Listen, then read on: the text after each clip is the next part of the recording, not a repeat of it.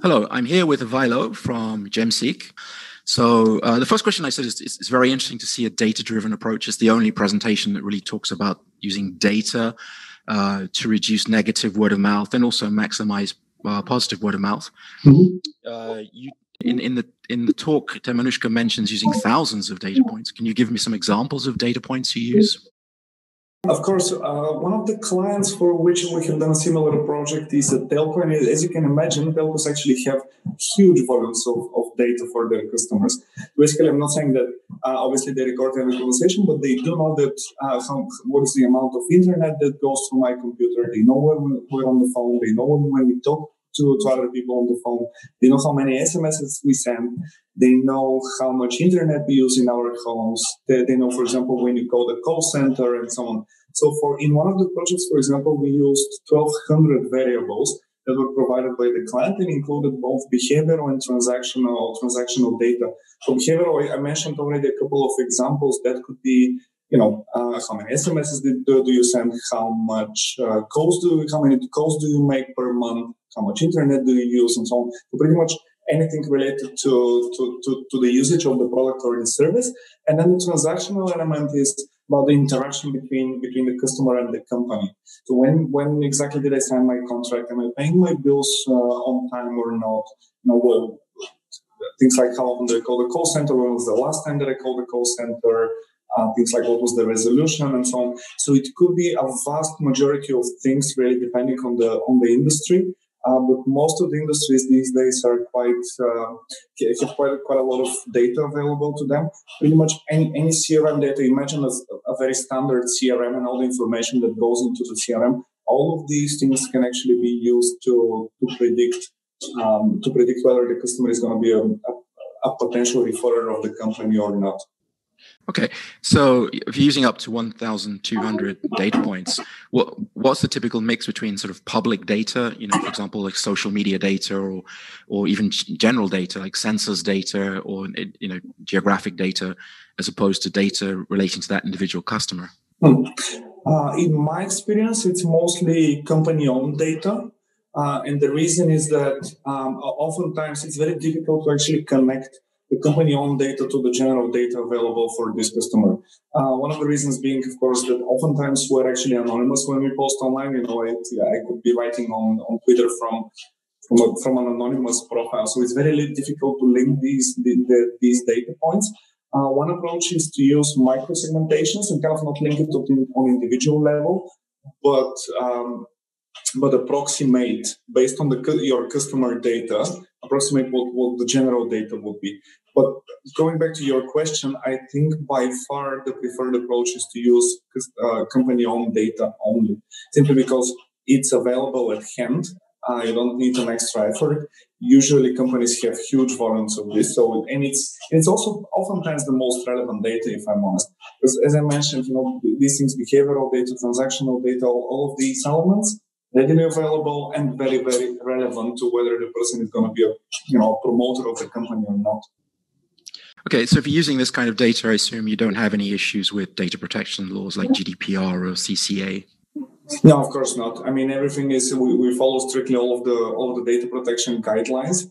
We are ISO certified, so we basically follow all of the requirements, and that's generally enough. Also, we don't receive, for example, all of the personal information of the customers. These are typically anonymized, so we just receive an ID, so I have no idea who's actually behind the data that we're providing. Okay. Just out of interest, what do you think is the most unusual data point you've seen a client use?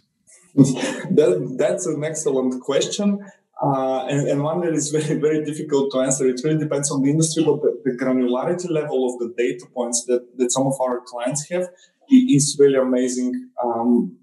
Really, things like going to things like how long was the conversation that they had with the customer, and how many contacts did they have, and so on. But it's fairly standard, if I'm honest. There is rarely something very unusual. Again, depending on the business. Okay, so you slightly anticipated another question I had was really whether your recommendations that come out can be either at segment level or always at the individual level, and whether you say we think that that your customers in this segment, you should do this, or actually this individual customer needs this action. So what is the balance between those?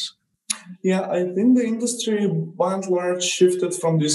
If there are three levels, kind of the individual level, then the segment level, and then the total customer base level, I think the industry has shifted by and large from this customer base level to the lower levels. You know, we talk about personalization and kind of making the messages very relevant for the particular customer. That's why we kind of aim at the lowest level, you know, at the individual customer level. We have found that this is the most actionable level, you know, pinpointing exactly who might be a promoter of the company, how exactly to activate him as a promoter, what's going to work best. But of course, it's also, these results can also be aggregated on segment level. So basically, the approach that we have is we don't go on the total customer base level, although we can do it. We just don't find it actionable enough. Instead, we start from the bottom up. We start by predicting individual customers' responses. And then if need be, we can also aggregate to segment level. Both of these are completely viable approaches. Okay, so the interest obviously is if you have an individual customer and you identify that they're dissatisfied or satisfied or neutral, you can take an individual action. But also perhaps even more interesting is you identify at a general level or a segment level, there are drivers that are behind that dissatisfaction. Do you provide a kind of weighting, you know, prioritization of the drivers to fix for the client? Yeah, we do that. And to your point, on segment level, yes, and even on individual customer level. Clearly, without asking the customer, it's impossible to say this is we're 100% sure that this is the case. But as any predictive algorithm, you know, it works at 85%, 90% accuracy. But even at this level, it's extremely helpful if we can tell, you know, our clients that this specific customer, there is a very large likelihood that this specific customer could be a promoter or a detractor of the company, and these are the reasons behind. And even going one step further, you know, how to mitigate any damage that there might be, or how to activate his referral potential, if you will. So yes, absolutely, we do that. We can tell them, depending on the data that we use, we can tell them, you know, this customer had an unsatisfactory interaction with the call center.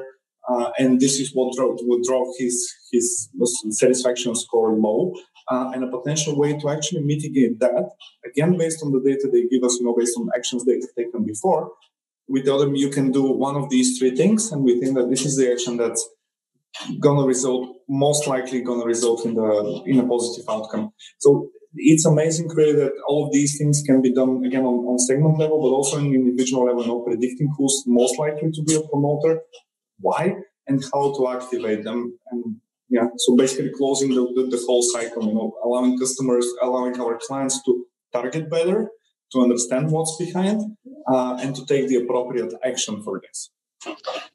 Very interesting in the presentation was that Temenushka mentioned that the vocal complainers are only the tip of the iceberg. And actually beneath that are a large number of dissatisfied non-complainers who don't manifest themselves to the company, but actually complain in their social circle. Do you think a lot of companies are unaware of this problem, or is it that they're aware of it but find it too difficult to identify these people? Yeah, I think it's the second thing. I think a lot of us have have a vague idea that people who complain or who are potentially complainers, you know, they don't always reach out to the company, but most of our clients deal only with those who actually reach out to them, which is a huge untapped potential, in my opinion, in both directions, actually. So it goes for both satisfied and dissatisfied customers, because there are also a lot of customers who are satisfied, but wouldn't necessarily reach out to you and tell you, hey, I'm super happy, you know, I want to be part of your Refer a Friend program or something like that. It goes in both directions. It's very difficult because by definition, you don't know who these people are. And this is why I think this kind of predictive analytics is super important, because it's impractical to reach out to every single one of your customers like every month and ask them if they're happy or not. But it's very practical to have an algorithm on the back end and actually predict that. Okay, so obviously we're a referral marketing business at Biopower. So a lot of the presentation talked about, you know, the problem of dissatisfied customers. Obviously, we're interested in satisfied customers who would refer. And we're aware that turning a detractor into an advocate often makes them, very happy to refer you. One of the things that interests a lot is really what you've alluded to, is understanding the right moment to reach out to that person. So how do you identify that the right moment? And again, is that at individual or segment level? The right moment, that's an excellent question indeed. A lot of studies actually find that dissatisfaction is actually more harmful for the company than satisfaction in a way is beneficial. So our advice is very often to our clients to start by focusing a little bit more on those who are super unhappy, or obviously those who are brand advocates or something like that, whichever way you choose to call them, but people who are so happy with the company that they tell all of their friends and family about it. So I think it's the end of the spectrum a little bit that is the most potential to influence these people's behavior. But oftentimes it's a gradual process. You don't just convert someone who's super unhappy into a promoter overnight. There are steps to be taken. First you gain a little bit back their trust, and then in time, as they see that you are indeed performing at the level that they expect you to perform, you can start thinking about giving them something extra so that you can move them to being very happy customers. So yeah, the moment is crucial. And again, with the right data analytics, you can identify the moments at which you need to intervene, and you can intervene very quickly, because again, if we have identified that, excuse me, if a customer had an interaction with the call center that was unsatisfactory, their satisfaction score is going to decrease significantly. Then this is the right moment to actually contact these people, and you can run even A/B tests here. For example, you call them one day after and see what's their satisfaction score, or you can call them a week after and see if that had the right impact. This modeling of not only of customer satisfaction, but in conjunction with the actions the company is taking, I think that's going to be vital in the future. Identifying the impact of your own actions on customer satisfaction, that's going to be the key to solving this, and to identifying the right moments, the right channels, the right incentives, if you will, pretty much everything that you need to know to activate these people. Okay. It also anticipated another kind of question I had in that regard, is really, obviously, as you move someone from a detractor to an advocate, they become likely to take positive actions on your behalf.